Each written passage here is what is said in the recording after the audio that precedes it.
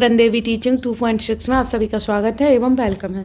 तो इस चैनल पर सामाजिक अध्ययन के, सोशल साइंस के, एसएसटी के पेपर चल रहे हैं, यानी सीटेट पेपर 2 के सभी प्रीवियस ईयर के पेपर चल रहे हैं। 2011 से 2024 तक के संपूर्ण पीवाईक्यू कराए जा रहे हैं। तो आप सभी जाकर प्लेलिस्ट चेकआउट कर लीजिएगा। जो नए आए हुए हैं और जो पुराने उन्होंने तो कर ही लिया होगा, और जो नए हैं वो सभी चैनल को लाइक एवं सब्सक्राइब कर दीजिएगा। बेल आइकन को प्रेस, सभी को शेयर, क्योंकि बहुत मोस्ट इंपॉर्टेंट और हेल्पफुल क्लासेस हैं, क्योंकि इस पर सभी प्रीवियस ईयर के पेपर आपको मिल जाएंगे। आप प्लेलिस्ट चेकआउट जरूर कीजिएगा। तो चलो, हमारा आज का है पोर्शन भाग 2, यानी सामाजिक अध्ययन एवं सामाजिक विज्ञान का। तो इसमें हमारे एसएसटी के जितने भी क्वेश्चन कवर हो पाएंगे वो कराते हैं। तो डेली क्लासेस आती हैं, उसमें से जितने भी जहाँ तक भी हम क्वेश्चन अटेंड करते हैं उससे आगे का अगली क्लास में अटेंड कर लेते हैं। तो चलो आज क्लास स्टार्ट करते हैं टाइम ना गवाते हुए। तो एक लाइक एवं सब्सक्राइब जरूर कर दीजिएगा, बेल आइकन को प्रेस, क्योंकि बहुत इंपॉर्टेंट और हेल्पफुल क्लास हैं। क्योंकि एनसीईआरटी थ्योरी के साथ साथ पेपर लगाना बहुत इंपॉर्टेंट है, तो आप मत चूकिए और लगाइए। चलो स्टार्ट करते हैं हम सब। तो पहला है कथन वाले क्वेश्चन है इसमें ज़्यादा। तो कथन है क्या? चोल मंदिर धार्मिक, और आप सभी पूछते हो कि ईयर भी बताइए। तो ये 21 जनवरी 2021 का पेपर है ना। तो ये सभी 2011 से 2024 तक के संपूर्ण हम लगवा रहे हैं। तो कभी 21 जनवरी का आ जाता, तो कभी उसका 2022 का आ जाता, 2023 का आ जाता है, कोई भी आ सकता है। तो उसमें डेट की कोई ज़रूरत नहीं है। आप सभी क्वेश्चन पेपर लगाइए, बहुत इंपॉर्टेंट है। चोल मंदिर धार्मिक, सामाजिक एवं सांस्कृतिक जीवन के केंद्र थे। चोल मंदिर धार्मिक, सामाजिक एवं सांस्कृतिक जीवन के केंद्र थे। फिर दूसरा कथन है, चोल काल से प्रतिमाएं देवी देवताओं की थीं, और पर कुछ प्रतिमाएं भक्तों की भी थीं। तो इनमें से क्या है कि कुछ देवी देवताओं की प्रतिमाएं थीं, कुछ भक्तों की भी प्रतिमाएं थीं। ये तो कुछ समझ नहीं आ रहा है, ये समझ नहीं आ रहा। दूसरा वाला फर्स्ट है कि चोल मंदिर धार्मिक, सामाजिक एवं सांस्कृतिक जीवन के केंद्र थे, है ना।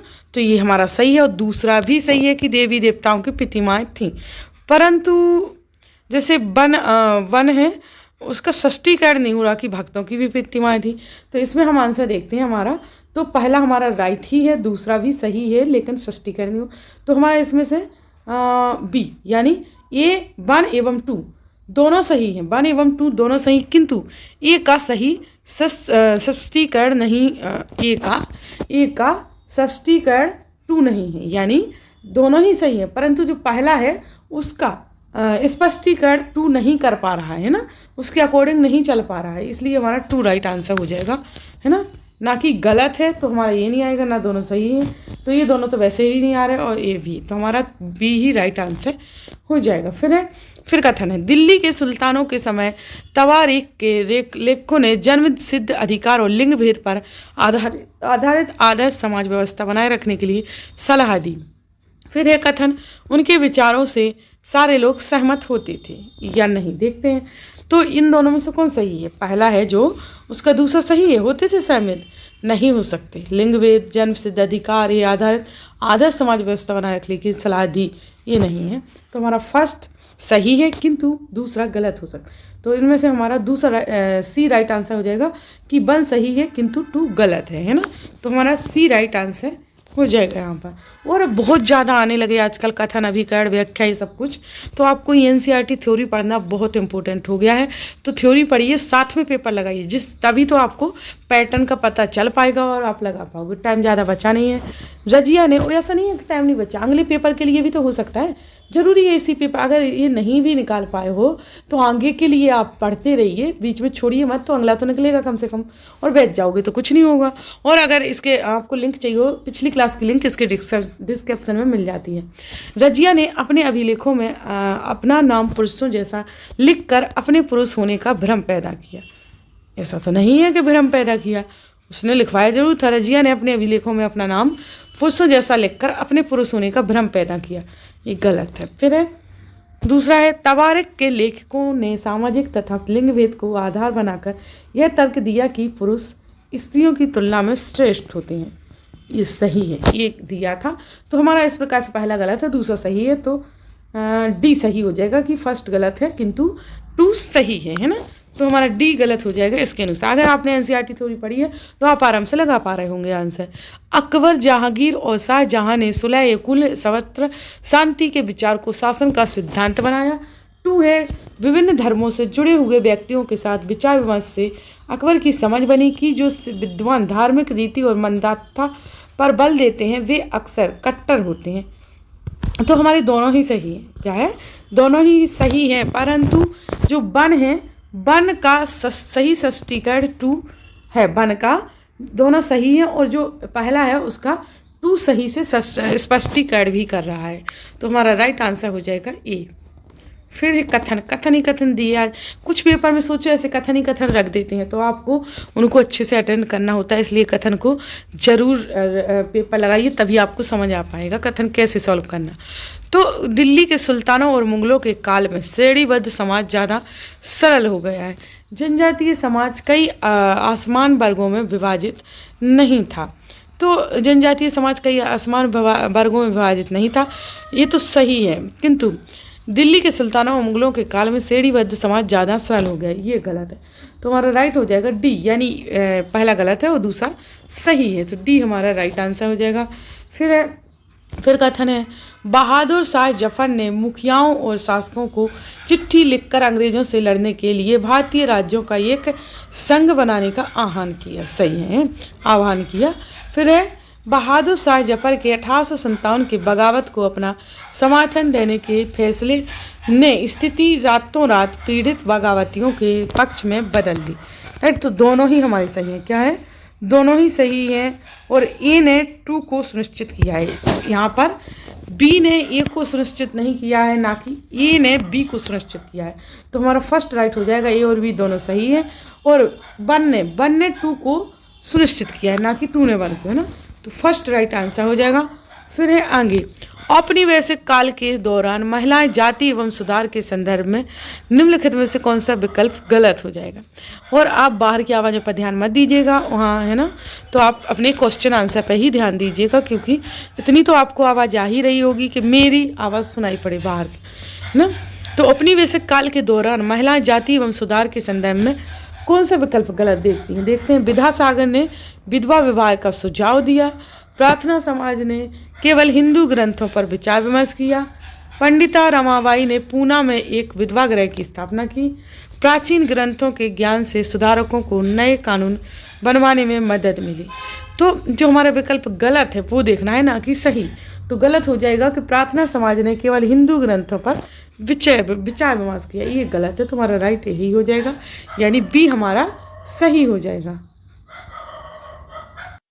फिर है, तेलंगाना राज्य पहले भारत के किस राज्य का हिस्सा था। तेलंगाना राज्य पहले भारत के किस राज्य का हिस्सा था। तो महाराष्ट्र, आंध्र प्रदेश, मध्य प्रदेश, कर्नाटक। तो तेलंगाना राज्य पहले भारत के किस राज्य का हिस्सा था, तो वो था आंध्र प्रदेश। आंध्र प्रदेश राज्य के पहले भारत के जो पहले भारत था उस राज्य का हिस्सा था, है ना। तो हमारा बी राइट आंसर हो जाएगा। फिर है आगे, तो यहाँ पर है कि निम्नलिखित कथनों पर ध्यान दें और लोकतंत्र में संचार माध्यम की सही भूमिका का चयन करें। तो इसे समाचार के माध्यम से नागरिकों को सूचना पहुंचानी चाहिए, या इसे विज्ञापन के दृष्टिकोण को समाचार कार्यक्रमों के माध्यम से देनी चाहिए। तो सी, इसे हर दृष्टिकोण की चर्चा करनी चाहिए। तो क्या राइट हो जाएगा, तो जो लोकतंत्र में संचार माध्यम की सही भूमिका का चयन करना है, तो उसमें हमारा ए और सी राइट आंसर हो जाएगा। क्या ए और सी राइट हो जाएगा, तो हमारा पहला ही राइट आंसर हो जाएगा, ए सी। फिर है आगे कि कौन सा विज्ञापन रूढ़िवादी चित्रण जेंडर स्टीरियोटाइप का उदाहरण नहीं है। तो लिपस्टिक के विज्ञापन में एक महिला का मेकअप करना, या गाड़ी के विज्ञापन में एक महिला को पति द्वारा ऑफिस दफ्तर छोड़ा जाना, या स्पोर्ट्स जूते के विज्ञापन में एक लड़की फुटबॉल खेलती हुई, या चाय के विज्ञापन में एक माँ सुबह चाय बनाना। तो राइट आंसर हो जाएगा हमारा जो उदाहरण नहीं है वो है स्पोर्ट्स जूते के विज्ञापन में एक लड़की फुटबॉल खेलती हुई, है ना। तो ये राइट नहीं होगा, तो हमारा सी सही आंसर हो जाएगा। फिर है, दिए गए लक्षणों ए और बी के आधार पर महाद्वीप की पहचान करें। तो यह विश्व का सबसे छोटा महाद्वीप है जो पूरी तरह से दक्षिणी गोलार्ध में स्थित है, या इसे द्वीपीय महाद्वीप भी कहा जाता है। तो हमारा ये और भी आधार पर महाद्वीप की पहचान करना है। तो कौन सा है हमारा, इन दोनों को पढ़ा, इसके अनुसार सही कौन सा है। तो इसे द्वीपीय महाद्वीप भी कहा जाता है और ये सबसे छोटा भी महाद्वीप है। यहीं से आप समझ आइए विश्व का सबसे छोटा महाद्वीप है ना। तो दोनों हमारे सबसे ज़्यादा जो देख रहे हैं दक्षिण अमेरिका, अंटार्कटिका, अफ्रीका या ऑस्ट्रेलिया। तो ऑस्ट्रेलिया हमारा राइट आंसर है, जो कि यह विश्व का सबसे छोटा महाद्वीप है और पूरी तरह से दक्षिणी गोलार्ध में स्थित भी है और इसे द्वीपीय महाद्वीप भी कहा जाता है। तो ऑस्ट्रेलिया हमारा राइट आंसर हो जाएगा, यानी डी हमारा राइट हो जाएगा। फिर है आगे, तो सौरमंडल में हम जैसे जैसे सूर्य के दूर जाते हैं, सौरमंडल में हम जैसे जैसे सूर्य के दूर जाते हैं तो ग्रहों का आकार क्रमशः घटता जाता है और सूर्य के बहुत नज़दीक के ग्रह गैस और तरल पदार्थों से बने होते हैं और सूर्य से बहुत दूर स्थित ग्रह चट्टानों से बने होते हैं। यह ग्रहों द्वारा सूर्य के चारों ओर एक परिक्रमण करने की अवधि बढ़ती जाती है। यह ग्रहों द्वारा सूर्य के चारों ओर एक परिक्रमण करने की अवधि घटती जाती है। तो राइट आंसर हो जाएगा कि क्या हो जाएगा, देखते हैं। सूर्यमंडल में हम जैसे जैसे सूर्य के दूर जाते हैं तो ग्रहों द्वारा सूर्य के चारों ओर एक परिक्रमण करने की अवधि बढ़ती जाती है। तो हमारा सी राइट आंसर हो जाएगा क्वेश्चन के अनुसार। फिर है, कल्पना करें यदि पृथ्वी अपनी कक्षीय समतल की ओर नहीं झुकी होती तो क्या होता। कल्पना करें तो देखते हैं। तो इसमें है कि प्रदीप्ति वृत्त और देशांतर रेखाएं एक दूसरे से मिल जाती हैं और प्रदीप्ति वृत्त और आकांक्षीय रेखाएं एक दूसरे से मिल जाती हैं, या किसी क्षेत्र विशेष में कोई मौसमी परिवर्तन नहीं होता, या किसी क्षेत्र विशेष में ज़्यादा मौसमी परिवर्तन होता। तो हमारा राइट आंसर हो जाएगा इनमें से क्या, ए और हमारा सी, यानी ए और सी राइट हो जाएगा। तो हमारा इसमें से सी राइट आंसर हो जाएगा, ए और सी है ना, तो सी इसका सही है। फिर है, भारत में शरद ऋतु के संबंध में कथन ए, बी और सी को पढ़ना है और विकल्प का चयन करना है। तो इस मौसम को दक्षिण पश्चिम मानसून के नाम से जाना जाता है और इस मौसम में पवन बंगाल की खाड़ी तथा अरब सागर में स्थल की ओर बहती हैं और यह मौसम मानसून के आने तथा आगे बढ़ने का मौसम है। तो राइट आंसर क्या हो जाएगा, हमारा हो जाएगा ए, बी, सी। तीनों ही हमारे गलत हैं, तो गलत हमारे राइट हो जाएंगे। ये तीनों ही हमारे गलत हैं, तो बी हमारा सही है। ए, बी, सी सभी गलत हैं, है ना। फिर आगे देखते हैं कि निम्नलिखित में से कौन सी नदियाँ सुंदरवन डेल्टा का निर्माण करती हैं। तो महानदी एवं गोदावरी, या कृष्णा एवं कावेरी, या गंगा एवं ब्रह्मपुत्र, या नर्मदा एवं ताप्ती।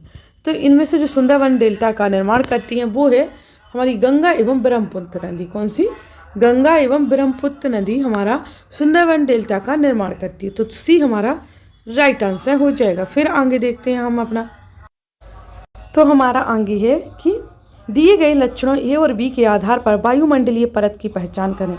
तो अंतरिक्ष से प्रवेश करने वाले उल्कापिंड इस परत में आने पर जल जाते हैं, या इस परत में बढ़ती ऊंचाई के साथ तापमान घटता है।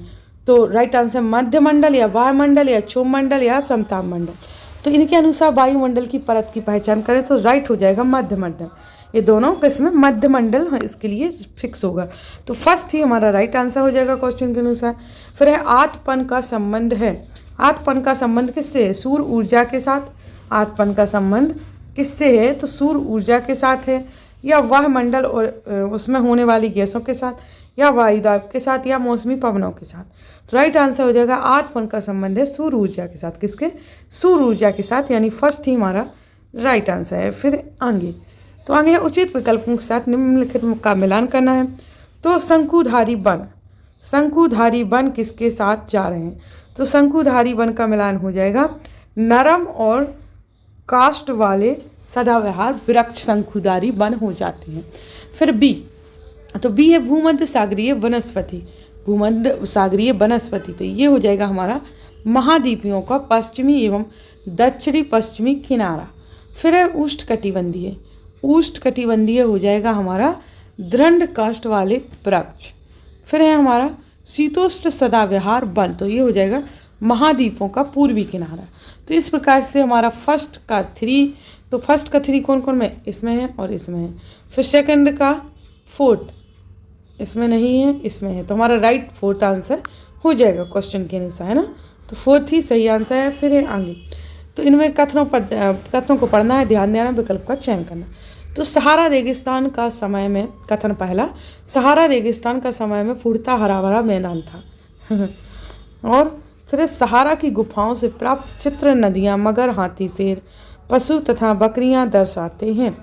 तो दोनों ही सही हैं, है ना, दोनों ही सही हैं कि ए और बी दोनों ही सही हैं। तो राइट आंसर फर्स्ट हो जाएगा कि ए और बी दोनों सही हैं।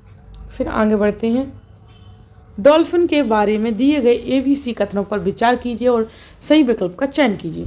तो गंगा और ब्रह्मपुत्र नदी के अलवड़ जल में डॉल्फिन पाई जाती है, या डॉल्फिन अभयारण्य बिहार राज्य में अवस्थित है, या डॉल्फिन की उपस्थिति से जल की शुद्धता का पता चलता है।